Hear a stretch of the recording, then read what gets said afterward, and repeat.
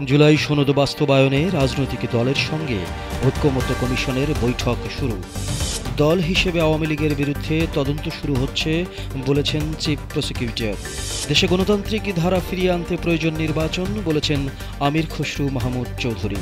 সব প্রস্তুতি নিয়েও কক্সবাজারে আন্তর্জাতিক ফ্লাইট শুরু হতে দেরি।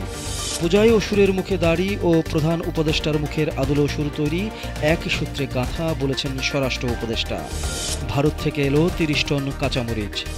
দেশে অক্টোবর মাসে সাগরে লঘুচাপ, ঘূর্ণিঝড় ও স্বল্পমেয়াদী বন্যা হতে পারে। ট্রাম্পের নির্দেশকে বৃদ্ধাঙ্গুলি দেখিয়ে গাজায় ইসরায়েলের হামলা, নিহত ৭০। ইন্দোনেশিয়ায় মাদ্রাসায় ভবন ধসে নিহত বেড়ে ৩৭, এখনও নিখোঁজ ২৬। এবং মেসির নেতৃত্বে আর্জেন্টিনার দল ঘোষণা, নতুন মুখ ৩টি। জুলাই জাতীয় সনদের সংবিধান সংক্রান্ত প্রস্তাবগুলো বাস্তবায়নের পদ্ধতি নিয়ে রাজনৈতিক দলগুলোর সঙ্গে আলোচনায় বসেছে জাতীয় ঐক্যমত্য কমিশন। রবিবার বেলা ১১:৩০টার দিকে রাজধানীর ফরেন সার্ভিস একাডেমির দোয়েল হলে এ আলোচনা শুরু হয়। বৈঠকে কমিশনের সহসভাপতি অধ্যাপক আলী রিয়াজ, সদস্য বদিউল আলম মজুমদার সহ কমিশনের সদস্যরা উপস্থিত ছিলেন। দল হিসেবে আওয়ামী লীগকে অপরাধী সংগঠন হিসেবে বিচারের মুখোমুখি করার লক্ষ্যে প্রাথমিক তদন্ত শুরু হচ্ছে বলে জানিয়েছেন চিফ প্রসিকিউটর মোহাম্মদ তাজুল ইসলাম। রোববার আন্তর্জাতিক অপরাধ ট্রাইব্যুনাল প্রাঙ্গণে সাংবাদিকদের এক প্রশ্নের জবাবে একথা তিনি বলেন। দেশে গণতান্ত্রিক ধারা ফিরিয়ে আনতে নির্বাচন প্রয়োজন বলে মন্তব্য করেছেন বিএনপির স্থায়ী কমিটির সদস্য আমির খসরু মাহমুদ চৌধুরী। রবিবার গুলশানে দলের কার্যালয়ে ঢাকার জাতিসংঘ আবাসিক সমন্বয়কারী গোয়েন লুইস ও সিনিয়র হিউম্যান রাইটস অ্যাডভাইজার হুমা খানের সঙ্গে বৈঠক শেষে এ মন্তব্য করেন তিনি। কক্সবাজার বিমানবন্দরকে আন্তর্জাতিক মানে উন্নীত করার ঘোষণার পরও আন্তর্জাতিক ফ্লাইট চালু হতে আরও কিছুদিন অপেক্ষা করতে হচ্ছে। সরকারের আনুষ্ঠানিক অনুমোদন না পাওয়ায় সব প্রস্তুতি নিয়েও উদ্বোধনের তারিখ নিয়ে অনিশ্চয়তায় রয়েছে সংশ্লিষ্ট কর্তৃপক্ষ। প্রাথমিকভাবে বিমান বাংলাদেশ এয়ারলাইন্স কক্সবাজার কলকাতা ঢাকা রুটে সাপ্তাহিক একটি ফ্লাইট চালুর পরিকল্পনা করেছিল, কিন্তু এখনও টিকিট বিক্রি শুরু করতে পারেনি সংস্থাটি।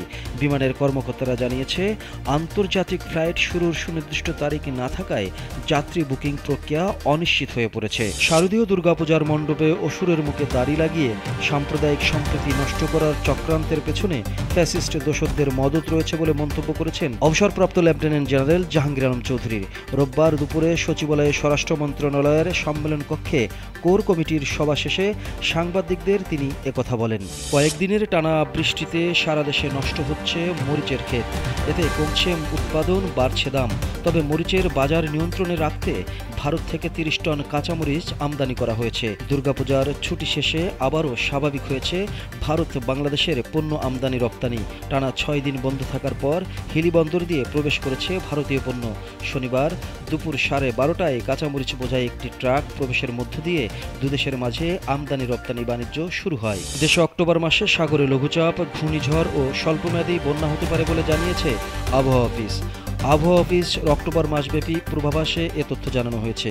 গত ৩০ সেপ্টেম্বর মাসব্যাপী পূর্বাভাসে বলা হয়েছে, সামগ্রিকভাবে অক্টোবর মাসে দেশে স্বাভাবিক বৃষ্টিপাতের সম্ভাবনা আছে।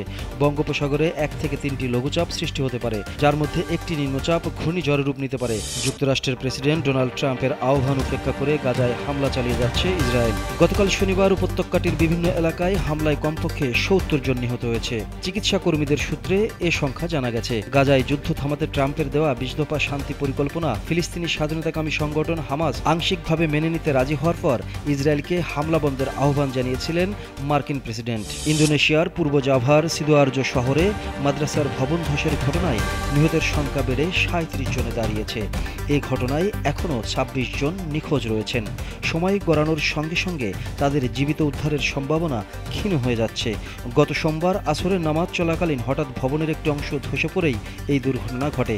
স্থানীয় গণমাধ্যমের তথ্যে জানা যায়, সে সময় শিক্ষার্থীরা নামাজের জন্য জমায়েত হচ্ছিলেন। দক্ষিণ আমেরিকা অঞ্চলের বাছাই পর্বের পয়েন্ট তালিকার শীর্ষে থেকে ২০২৬ বিশ্বকাপে জায়গা করে নিয়েছে আর্জেন্টিনা।